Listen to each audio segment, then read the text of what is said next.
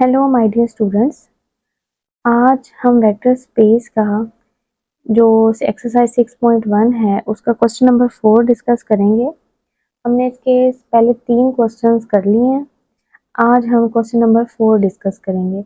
अच्छा, question number 4 start करने से पहले मैं आप लोगों को बता दूं, वैसे तो मैंने आपको सब स्पेस की डेफिनेशन भी करवाई हुई है, उसका प्रूफ भी करवाया हुआ है, लेकिन मैं आपको दोबारा एक और उसका बता देती हूँ कि हम किसी भी स्पेस को सब स्पेस कैसे प्रूव करते थे, उसका क्राइटेरिया क्या था, वो मैं आपको अगेन बता देती हूँ। उसका क्राइटेरिया इस तरह होता था कि आपने जिसको भी सब स्पेस प्रूव करना है ना, यानी अगर आपने W को सब स्पेस प्रूव करना है तो आपने W में से 2 एलिमेंट लेने, सॉरी 2 वेक्टर्स लेने, हमने U और W, और 2 आपने फील्ड में से मेंबर लेने।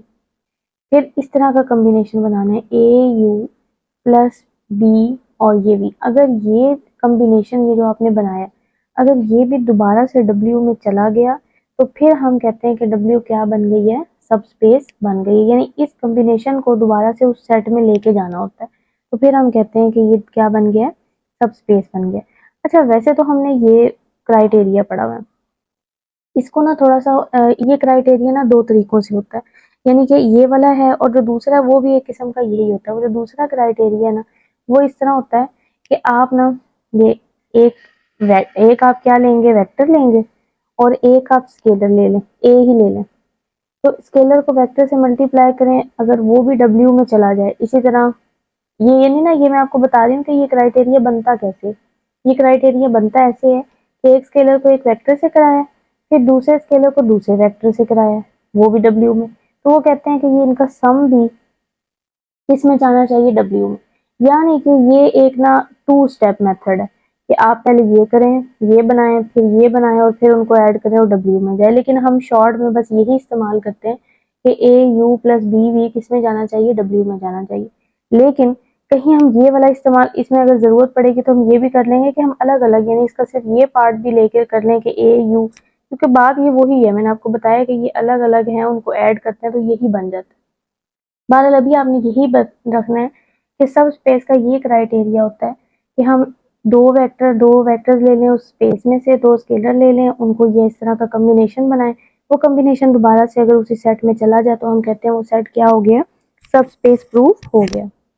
अब हम चलते हैं क्वेश्चन नंबर 4 की तरफ। जो क्वेश्चन नंबर 4 है उसमें देखिए उन्होंने कहा है check whether each of the following subsets is a subspace of the following indicated vector space. हमने बस यही प्रूव करना है कि वो सबस्पेस हैं कि नहीं है। पहला पार्ट है कि Q the set of rational number, कि जो सेट ऑफ रैशनल नंबर है ये सबस्पेस बनता है आर के अंदर कि नहीं बनता। हम वही क्राइटेरिया इस्तेमाल करेंगे जो भी आपको पढ़ाया है कि आपने जिसको सबस्पेस प्रूव करना होता है उसमें से आप 2 वेक्टर ले लें। ये मैंने Q1 ले लिया, Q2 ले लिया, और 2 आपने फील्ड में से लेने। यहाँ उन्होंने फील्ड बता दिया कि R है तो यहाँ आप A भी किसमें से ले लें, R में। अब अगर आपने Q1 Q2 Q से लिए और Q खुद क्या है, वो तो सेट ऑफ रैशनल नंबर है, इसका मतलब है ये Q1 भी रैशनल है और Q2 भी क्या है, रैशनल है। ये बात तो हमें पता है क्योंकि हम Q में से ले रहे हैं, तो ये अलग अलग, ये दोनों क्या है, रैशनल है। Then Q1 and Q2 are rational number. अब हम वो क्राइटेरिया बनाते हैं, वो कॉम्बिनेशन बनाते हैं जो आपको बताया था कि स्केलर को वेक्टर से मल्टीप्लाई कराया प्लस फिर दूसरे स्केलर को दूसरे वेक्टर से। May not be a rational number, लेकिन ये रैशनल नंबर हो ये जरूरी नहीं। देखिए ना, अब कैसे, ठीक है Q1 तो आपका रैशनल है, ठीक है, ये भी मैं आपको रफ पे बता दूँ। ये ठीक है, आपका ना Q1 कोई रैशनल नंबर है। अब इसके साथ जो आपने A मल्टीप्लाई करवाया हुआ है तो आपने कहा A तो रियल से बिलोंग करता है। अब रियल रियल लाइन आप लोगों को पता ही होगा कि रियल लाइन का मतलब है कि उसमें तो हर नंबर है, रेशनल भी, इरेशनल भी, नेचुरल भी, हो सारे नंबर है। तो हो सकता है, क्योंकि ये तो आपने रियल से लिया तो रियल में तो इसका मतलब है कुछ भी आप ले सकते हैं, कोई पाबंदी तो नहीं लगी हुई ना कि आपने जी यही खास नंबर लेने। फील्ड में अगर रियल है तो रियल का हम हर नंबर ले सकते हैं। तो अगर तो मैं यहाँ कोई इरेशनल नंबर ले लूँ, ठीक है, कोई भी इरेशनल नंबर ले लूँ, तो इरेशनल जब रेशनल के साथ मल्टीप्लाई होगा तो वो उसको भी क्या बना देगा, इरेशनल बना देगा। ठीक है ना, इसका ये मतलब है कि अगर तो बेशक Q1 Q2 रेशनल है, लेकिन अगर हम उनका इस तरह का कॉम्बिनेशन बनाते हैं ना, A Q1 B Q2, और यहाँ A और B की वैल्यू पुट करें तो हम ऐसी वैल्यू यानी इरेशनल अगर कोई पुट कर दें तो वो रेशनल नंबर सिर्फ मल्टीप्लाई होकर उसको भी क्या बना देगी, इरेशनल। इसका मतलब है ये वाला जो कॉम्बिनेशन है ना, ये जरूरी नहीं है कि ये रेशनल नंबर हो। और अगर कोई एक भी हमें ऐसी बात मिल जाए जो नहीं सेटिस्फाई कर रही होती, तो बेशक जितनी मर्जी कर रही हो, एक भी कंट्राडिक्शन एग्जांपल मिल जाए तो हम कहते हैं कि पूरी स्पेस में ये अगर एक भी हमें मिल गई है तो ये सब स्पेस नहीं है। इसका मतलब है कि ये जरूरी नहीं है कि ये रेशनल नंबर हो।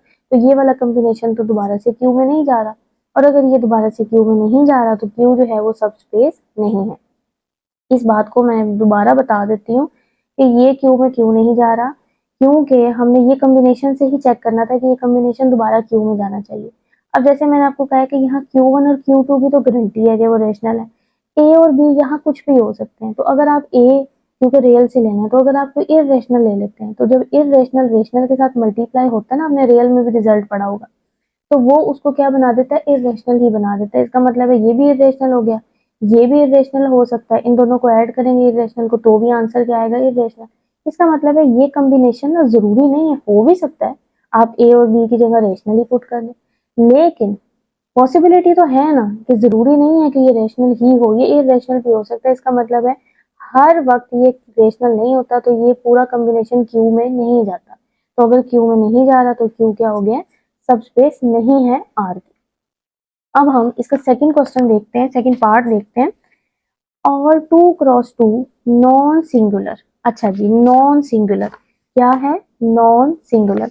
आपको पता ही होगा कि नॉन सिंगुलर कौन सा मैट्रिक्स होता है, कि अगर ए बी सी डी हो, ये ए है, तो अगर आप ए का डिटर्मिनेंट लें और जीरो के बराबर ना आए तो हम उसको कहते हैं कि वो मैट्रिक्स कौन सा नॉन सिंगुलर है। अब इस क्वेश्चन में ना आपको गिवन है कि ये जो आपने मैट्रिक्स लेना है ना, ये नॉन सिंगुलर लेना है। अब अगर तो नॉन सिंगुलर, 2x2 का मतलब है कि जिसमें 2 रोज और 2 कॉलम, हमने ले लिया V be the set of all non singular real matrices in M2। हमने प्रूव करने के ये तो सब स्पेस है। अब सब स्पेस के लिए वो या तो वो ये वाला क्राइटेरिया होता है, ठीक है, ये शॉर्ट क्राइटेरिया होता है। वैसे सब, और आपको वैसे बताया था कि अगर सब स्पेस है तो वो मतलब उसको वेक्टर स्पेस की सारी कंडीशंस को सेटिस्फाई करना चाहिए, ठीक है, पिछले लेक्चर जरूर आपने देखने। सब स्पेस की जब मैंने आपको डेफिनेशन करवाई थी ना, तो उसमें मैंने आपको बताया था कि सब स्पेस क्या होता है, कि सब स्पेस भी वेक्टर स्पेस की सारी कंडीशंस को उसको सेटिस्फाई करना चाहिए। लेकिन फिर हमने कहा था कि भाई अब ये हर दफा हम ये सारी सब स्पेस के ऊपर वेक्टर स्पेस की कंडीशन लगाएं, तो वो हमने एक ही क्राइटेरिया, ये थ्योरम के जरिए हमने क्राइटेरिया प्रूव किया था, जिसमें अब हम ना इस तरह करते हैं कि सब स्पेस को प्रूव करने के लिए बस ये क्राइटेरिया इस्तेमाल कर लेते हैं। लेकिन अब कुछ क्वेश्चन पे भी डिपेंड करता है कि हम उसमें किस तरह का इस्तेमाल करें कि हमारा काम आसान हो जाए। अब इसमें ना ये क्राइटेरिया इस्तेमाल करने से मेरे लिए काम मुश्किल है, ठीक है। तो यहाँ एक सिंपल सी बात है, मुझे पता है कि बेशक अगर इसको सब स्पेस प्रूव करना है तो सब स्पेस भी जो होता है ना, वो वेक्टर स्पेस की सारी कंडीशन को सेटिस्फाई करता है। और वेक्टर स्पेस में एक आइडेंटिटी एलिमेंट होना भी जरूरी होता है। वेक्टर स्पेस में जब हमने प्रूव करना होता है ना कि with respect to addition abelian group है, तो उसमें आइडेंटिटी एलिमेंट भी होना चाहिए। लेकिन हमें नजर आ रहा है कि इसमें आइडेंटिटी एलिमेंट एग्जिस्ट नहीं कर सकता, क्योंकि आइडेंटिटी एलिमेंट का मतलब है 2x2 का आइडेंटिटी एलिमेंट तो ये होगा 0 0 0 0। ये हो नहीं सकता, क्यों, क्योंकि अगर हम इसका डिटर्मिनेंट लेंगे तो जीरो आ जाएगा, और उन्होंने पाबंदी लगाई हुई है कि वो नॉन सिंगुलर है। इसका मतलब है ये हम ले नहीं सकते। अगर हम ये नहीं ले सकते तो इसका ये मतलब है कि इसमें तो आइडेंटिटी ही नहीं सेटिस्फाई होती।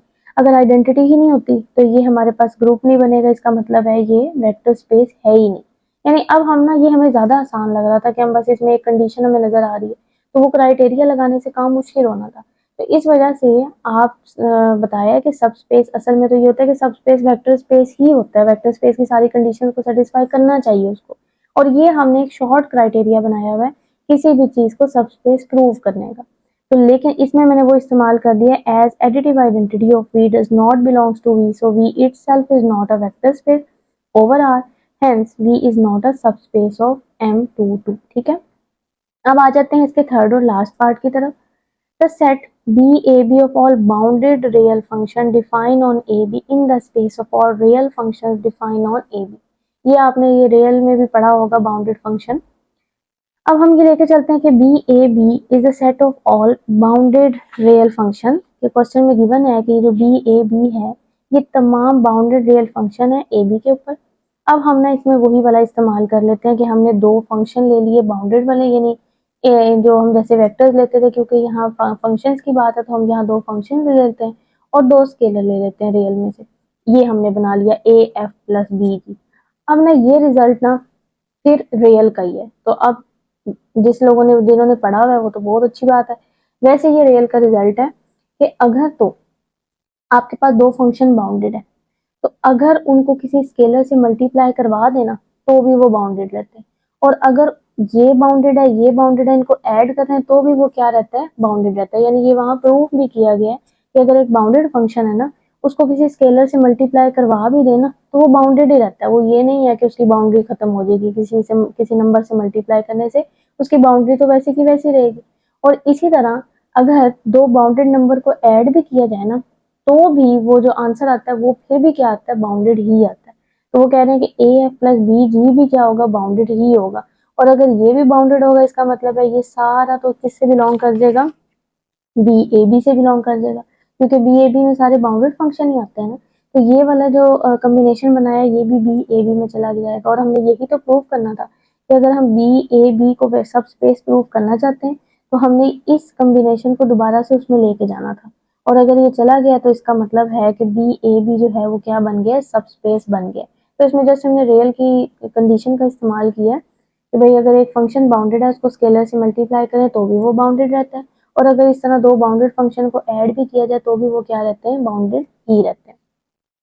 ये क्वेश्चन नंबर 4 हमारा खत्म हो गया। अब हम देख लेते हैं question number 5। Show that the union of two subspaces of a vector space need not be a subspace. अच्छा, हम ना ये वन बाय वन करते हैं क्योंकि इसमें ना दो एक किस्म के आपके हैं। एक उन्होंने कहा है बस हमें ना शो करें, यानी कोई बेशक एग्जांपल दे दें कि जो दो सब स्पेस है ना उनका अगर हम यूनियन लेना तो वो जरूरी नहीं है कि वो सब स्पेस बने। तो पहले मैं इसको प्रूव करवा देती हूँ कोई एग्जांपल दे के कि यूनियन दो सब स्पेसिस का लिया जाए तो वो सब स्पेस जरूरी नहीं है कि हो। हम ऐसा करते हैं क्योंकि उन्होंने शो करने को कहा, शो का मतलब है कि कोई आप ऐसी एग्जाम्पल दें, क्योंकि जब हमें कोई चीज ऐसी प्रूव करने को कहा जाती है कि वो नहीं है तो उसके लिए शो करें। तो हम अगर सिर्फ एक एग्जाम्पल ही दे देना तो हमारा प्रूफ हो जाता है। हम ऐसा कर लेते हैं कि आर क्यूबिक वाली जिसको हम यूक्लिडियन स्पेस कहते हैं ये मैं कंसीडर कर लेती हूँ। और आर क्यूबिक का मतलब है जिसमें 3 टुपल्स होते हैं, x y z, x comma y comma z R से बिलोंग करते हैं। अब इसमें से ना मैं एक एक्स ले लेती हूँ जिसको मैं ले लेती हूँ x100, मैं ले सकती हूँ, मैं इसके अंदर से ये ले रही हूँ। और इसमें बस यही कंडीशन है ना कि एक्स वाई जी हो, 3 टुपल्स हो और जिसमें वाई एक्स वाई जी रियल से बिलोंग करते हैं। तो मैंने ये 3 टुपल वाला सेट ले लिया जिसमें मैंने x100, ये भी तो रियल नंबर ही है ना, तो ये मैंने बिलोंग कर दी। इसी तरह एक मैं y ले लेती हूँ 0x20, और यहाँ x2 भी किससे बिलोंग करता है, रियल, और ये भी आपको पता है रियल नंबर ही है। Then clearly x and y are सब स्पेसिस ऑफ आर क्यूबिक। अब ये नजर आ रहा है कि ये हमने इसके अंदर से ही लिया क्योंकि ये इसी शक्ल का लिया तो ये इसके सब स्पेस हैं। Then clearly x and y are सब spaces of R cubic. We will show that, हमने ये शो करना था जो हमारा काम था कि इनका यूनियन लेना तो वो सब स्पेस नहीं होता। हम ऐसा करते हैं, एक ये जो x है ये हमने ले लिया ना x100, y हमने ले लिया 0x20। अब ये क्लियरली नजर आ रहा है कि ये जो स्मॉल एक्स है ये देखिए बिल्कुल इसी शक्ल का है तो ये कैपिटल एक्स से लिया गया, और इस तरह स्मॉल वाई ये बिल्कुल इसी शक्ल का है तो ये कहाँ से लिया गया, कैपिटल वाई से लिया गया। ये हमने ले लिया एक्स और वाई। अब एक्स और वाई यूनियन में तो होगा ना, आपको पता है यूनियन क्या होता है कि अगर किसी दो का हम यूनियन ले रहे होते हैं तो उसमें ए के भी अगर हम ए और बी का यूनियन लेते हैं तो उसमें ए के एलिमेंट भी आते हैं और बी के एलिमेंट भी आते हैं। तो इसी तरह अगर हमने ये एक्स अगर कैपिटल एक्स में से लिए, वाई कैपिटल वाई में से लिए, तो इसका मतलब है ये जो एक्स और वाई है ये इन दोनों के किस में चला जाएगा, यूनियन में चला जाएगा। सिंपल सी बात है क्योंकि यूनियन का मतलब ये है ना कि अगर आपके पास एक ए सेट है 1 2, एक बी सेट है आपके पास 2 3, तो अगर हम उनका यूनियन लेंगे तो वो आपके पास आएगा 1 2 3। तो देखें हम ये कह सकते हैं ना कि ये ए भी इसमें जा रहा है और ये बी भी इसमें जा रहा है। तो अगर हम ए और बी जो हैं वो स्पेस में से लें तो वो उनके यूनियन में जाता ही जाता है।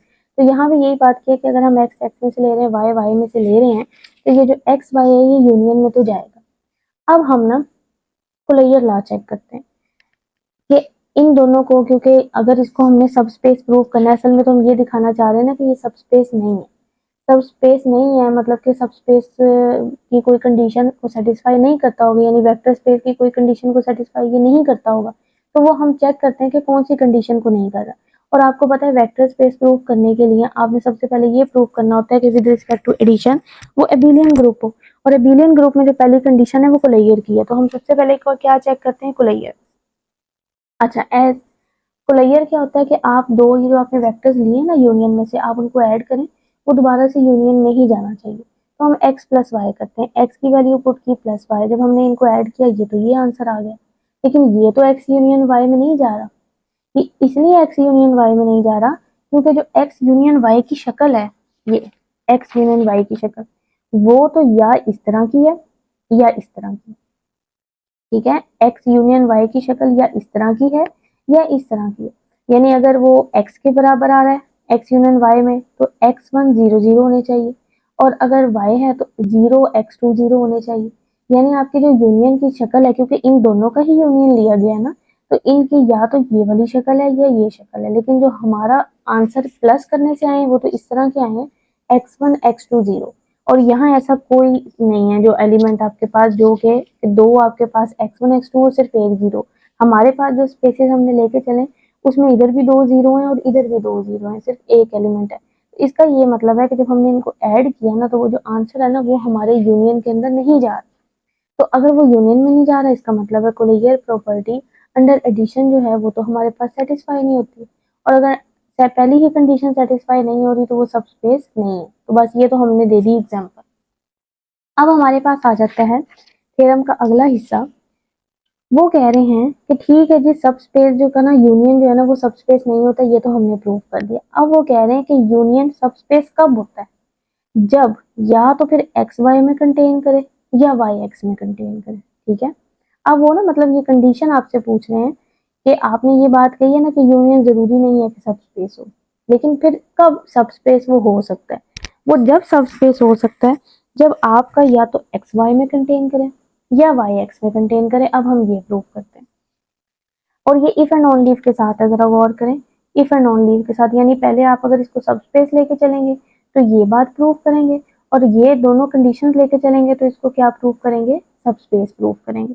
हम सबसे पहले ये लेके चलते हैं कि हमारा नेक्स्ट सपोज दैट के एक्स यूनियन वाई सब स्पेस है। अब हम प्रूव करेंगे कि या तो एक्स वाई में कंटेन करता है या वाई एक्स में कंटेन करता है। लेकिन हम ना इसको कंट्रेरी लेके चलते हैं कि ना ही एक्स वाई में कंटेन करता ना ही वाई एक्स में करता, यानी हम वो उल्ट लेके चल रहे हैं, कंट्रेरी लेके चल रहे हैं। अब अगर एक्स वाई में नहीं करता और वाई एक्स में नहीं करता, इसका मतलब है कि जो एक्स का एलिमेंट है वो वाई के अंदर नहीं है, क्योंकि हम लेके चल रहे हैं ना कि नहीं करता। नहीं करता का मतलब है कि इसका कोई भी एलिमेंट इसमें नहीं है, और इसी तरह इसका भी कोई एलिमेंट इसमें नहीं है। तो then there elements x and y such that कि अगर हम कोई एलिमेंट ले रहे हैं कि अगर x को कैपिटल X में से ले रहे हैं तो फिर वो y में नहीं होगा, क्योंकि हम ये सपोजिशन हमारी इस तरह की है। और इसी तरह अगर y को कैपिटल Y में लेके चल रहे हैं तो वो y x में नहीं होगा। नाउ हमने तो ये प्रूव करना है, ये यानी हमने कोई कंट्राडिक्शन लेके चलनी है। हम ये लेके चले कि जो x यूनियन y है ना वो सब स्पेस है। हम क्या लेके चले कि x यूनियन y क्या है, सब स्पेस है। हमने इसमें से ना दो एलिमेंट लिए x, y। अब x यूनियन y क्योंकि वो सब स्पेस है तो वो वेक्टर स्पेस तो है ना, क्योंकि सब स्पेस के लिए वेक्टर स्पेस होना जरूरी है। तो x union y vector space है, और वेक्टर स्पेस की ये कंडीशन होती है कि उसमें कोलेयर लॉ सेटिस्फाई करता है। तो कोलेयर लॉ का मतलब है कि हम उनको ऐड करें तो वो दोबारा से किस में जाते हैं, उसी सेट में जाते हैं। यानी एक्स वाई अगर हमने एक्स यूनियन वाई में से लिए तो कोलेयर लॉ के मुताबिक एक्स प्लस वाई भी किस में जाएंगे, एक्स यूनियन वाई में जाएंगे। अब अगर वो यूनियन में जा रहे हैं तो यूनियन का तो क्या मतलब होता है कि या तो ये एलिमेंट एक्स का है या ये एलिमेंट किसका है, वाई। क्योंकि यूनियन के केस में क्या आता है, और आता है। इंटरसेक्शन में एंड आता है, यानी इंटरसेक्शन में दोनों को कॉमन होना जरूरी है। लेकिन यूनियन के केस में आपको पता है किसी एक में भी हो तो वो यूनियन में आ जाता है। तो वो कह रहे हैं कि अगर एक्स प्लस वाई इसमें से है तो इसका तो ये मतलब है कि या तो वो एक्स में है या वो वाई में है। अब हम ना क्योंकि दो केसेज हैं, हम पहला केस लेके चल लेते हैं कि एक्स प्लस वाई एक्स में। अगर तो एक्स प्लस वाई एक्स में, मैं इस तरह कर लेती हूँ, y को मैं खुद से ये y लेके चली, क्या मैं y को इस तरह लिख सकती, सिर्फ क्या किया कि y को मैंने ये अपनी तरफ से x को प्लस भी कर दिया माइनस भी कर दिया, ये आपस में कैंसिल हो जाएगा, y y के बराबर है। हम ऐसी चीज लेके चल सकते हैं जिसका कोई फर्क नहीं पड़ता, y वाकई y के बराबर है, मैं कोई गलत चीज तो नहीं लेके चली ना, y के बराबर है, बस मैंने अपनी तरफ से प्लस एक्स कर दिया, माइनस एक्स कर दिया, क्योंकि इसमें कैंसिल होके बैलेंस हो जाने और y के बराबर है। लेकिन इससे ना मेरा काम हो गया। कैसे? देखिए ये जो एलिमेंट है x प्लस वाई, ये किसका है? x का। और ये जो x है ये भी किसका एलिमेंट था? x का। अब इन दोनों को हम माइनस करें या प्लस करें तो ये दोबारा से किस में जाएगा? x में, क्योंकि हमने कहा है कि x जो है वो तो हमारे पास क्या है? वेक्टर स्पेस है। ठीक है, x हमारे पास क्या है? वेक्टर स्पेस है। अगर x वेक्टर, ये आपको बता भी देती हूँ, ये क्वेश्चन में गिवन है x एंड y भी है सब स्पेसेस ऑफ वेक्टर स्पेस, मतलब सब स्पेस है तो वो वेक्टर स्पेस तो है। अगर वो वेक्टर स्पेस है तो वेक्टर स्पेस में कुलैयर लॉ होल्ड करता है, और closure law under addition, multiplication, division, subtraction, इसके सबके लिए करेगा। तो ये अगर दो एलिमेंट x के हैं, वो आपस में अगर माइनस हो रहे हैं तो वो दोबारा से किस में जाएंगे? x में जाएंगे। आगे रीजन बता दें, क्योंकि x वेक्टर स्पेस है। अब ये तो x में चला गया। अब अगर ये वाली साइड x में जा रही है तो जो चीज उसके बराबर है वो भी तो फिर x में जा रही होगी। इसका मतलब है कि ये तो शो कर रहा है कि y भी x में जा रहा है, लेकिन यहाँ से तो कंट्राडिक्शन आ रही है, क्योंकि हमने तो कहा था कि y x में नहीं जा रहा, लेकिन यहाँ फिर हम कैसे कह रहे हैं कि y x में जा रहा है? इसका मतलब है ये कंट्राडिक्शन है। सिमिलरली अगर हम ये अब दूसरा केस लेके चलते हैं कि x प्लस वाई अगर y में जा रहा है, अब वही प्रोसीजर कि फिर आप ना x लेके चलें, x में अपनी तरफ से प्लस y करें और माइनस y करें। अब आपने ये कहा है कि अब आप ये वाला केस लेके चलें कि जो x प्लस वाई है वो तो y में, और y स्मॉल y भी किसके अंदर से आपने लिए है? y में से लिए। अगर दो एलिमेंट y के हैं तो विद रिस्पेक्ट टू ये कुलैयर लॉ के अंदर ये वाला सारा एलिमेंट दोबारा से किस में जाएगा? y में। आगे बता दें, क्योंकि y भी क्या है? वेक्टर स्पेस है। अब अगर ये वाली सारी साइड y में जा रही है तो जो उसके बराबर है वो भी किस में जा रही होगी? y में। और यहाँ से कंट्रडिक्शन आती है, क्योंकि आपने कहा था कि x y के अंदर नहीं है, तो दोनों केसेस में कंट्रडिक्शन दिया। इसका मतलब है कि हमारी सपोजिशन ही रॉन्ग थी, जो हम लेके चले थे वही गलत था। हम ये लेके चले थे कि ना x y में कंटेन करता ना y x में करता। इसका यही मतलब है कि x y में करता है या y x में करता है। अच्छा, ये तो इफ एंड ओनली इफ के साथ था ना। अभी हमने इसका एक पार्ट प्रूव किया कि हम लेके चले थे x यूनियन y सब स्पेस है, और प्रूव किया कि x y में कंटेन करता है और y x में। अब हम लेके चलेंगे कि या तो x y में करता है या y x में करता है, और प्रूफ करेंगे कि x यूनियन y सब स्पेस है। हम लेके चलें कन्वर्सली, लेट x कंटेन करता है y में और y कंटेन करता है x में, और दिस इंप्लाइज दैट ये, अब ये कैसे चीज आई? जरा गौर करें इस बात पे, ये मैं आपको बताऊं। अगर आपके पास ना एक सेट है A, ये 1 2, और एक है B 1 2 3, ठीक है। अब आपको नजर आ रहा है ना कि A जो है वो किस में कंटेन कर रहा है? B में, क्योंकि A के एलिमेंट B में है 1 1 और ये 2 2, ठीक है। अब एक B में कंटेन कर रहा है। अब ऐसा करें A यूनियन B लें, A यूनियन B क्या आएगा? 1 2 3। ये तो आ गया 1 2 3, और 1 2 3 किसके बराबर था? B के बराबर था। अब बताने का मकसद क्या था कि अगर कोई सेट किसी एक सेट में कंटेन कर रहा हो, तो अगर आप उन दोनों का यूनियन ले ना, तो आंसर हमेशा बड़े वाला आता है। यानी कि ये वाला सेट ये कंटेन कर रहा है तो ये छोटा होगा ना, कि अगर ए बी में कंटेन करता है, अगर आप उनका यूनियन लें तो आंसर बड़े वाले सेट के बराबर ही आता है। तो उन्होंने भी यहाँ यही बात की है, ठीक है। ये मैंने आपको करके भी दिखा दिया कि ये ए मैंने ऐसा लिया था जो बी में कंटेन करता है, तो जब मैंने उनका यूनियन लिया तो आंसर किसके बराबर आया? बी के बराबर आया, यानी वो जिसमें कंटेन कर रहा है। अब यहाँ भी उन्होंने यही लिखा है कि अगर x y में कंटेन कर रहा है, तो इसका मतलब है कि मैं अगर x यूनियन y लूंगी तो फिर वो y के बराबर आएगा। और इसी तरह अगर y x में कंटेन कर रहा है, तो मैं अगर x यूनियन y लूंगी तो आंसर x आएगा, क्योंकि इसमें y x में कंटेन कर रहा है, जो बड़े सेट होता है यूनियन उसके बराबर आता है। अब यहाँ बस प्रूफ हो गया, क्योंकि क्वेश्चन वालों ने आपको कहा था कि y और x जो है ना वो सब स्पेसिस हैं, ठीक है। ये क्वेश्चन वालों ने आपको बात कही हुई थी, ये मैं दोबारा आपको दिखा देती हूँ कि जो x और y हैं ये तो सब स्पेस हैं। अब अगर x और y सब स्पेस हैं, तो जो चीज उनके इक्वल है तो वो भी तो सब स्पेस होगी, क्योंकि जो चीज बराबर होती है वो भी फिर उसी कंडीशन को सेटिस्फाई करती है। अगर y सब स्पेस है तो जो चीज उसके बराबर है वो भी क्या है? सब स्पेस है। अगर x सब स्पेस है तो जो चीज उसके बराबर है वो भी क्या है? सब स्पेस है। तो आप ये रीजन बताएं कि x और y क्योंकि सब स्पेसिस हैं, तो इसका मतलब है कि जो चीज उनके बराबर है यानी एक्स यूनियन वाई वो भी क्या है, सबस्पेस है। ये हमारा क्वेश्चन नंबर 5 हो गया। अब हम क्वेश्चन नंबर 6 के आगे 7 पार्ट्स हैं वो फिर हम इंशाल्लाह ताला अगले लेक्चर में करेंगे। तो ये आप लोग इसको अच्छे तरीके से क्वेश्चन नंबर 4 और क्वेश्चन नंबर 5 कर लें। अगर किसी को कोई मसला हो तो वो मेरे से कमेंट में पूछ ले। अल्लाह हाफिज।